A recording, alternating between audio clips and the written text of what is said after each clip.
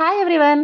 సంక్రాంతి వచ్చింది అంటేనే అరిసెలు కదా! మనకు ఖచ్చితంగా గుర్తుకొస్తాయనమాట. నాకైతే అరిసెలు పొద్దున, మధ్యాహ్నం, సాయంత్రం తింటూనే ఉంటాను. అంతే కాకుండా పెరుగన్నంలోకైతే గనక సూపర్ కాంబినేషన్ ఉంటదనమాట.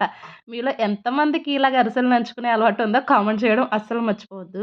అంతే కాకుండా బెల్లం నంచుకుంటా, పంచదార, పచ్చడిలో ఆవకాయ పచ్చడితో మొదలెట్టి రోటి పచ్చడి వరకు ప్రతి పచ్చడి నంచుకుంటా. అంతే కాకుండా మనకి చేపల పులుసు, బెండకాయ పులుసు అయితే గనక ఎవర్ గ్రీన్ కాంబినేషన్ అనమాట. అసలు ఒక్కసారి ఎవరైనా తినకపోతే తినండి. పెరుగన్నంలో ఇవి 2 నంచుకొని తింటే 2 దెబ్బల్లో అన్నాన్నయితే గనక ఫినిష్ చేసేస్తామనమాట.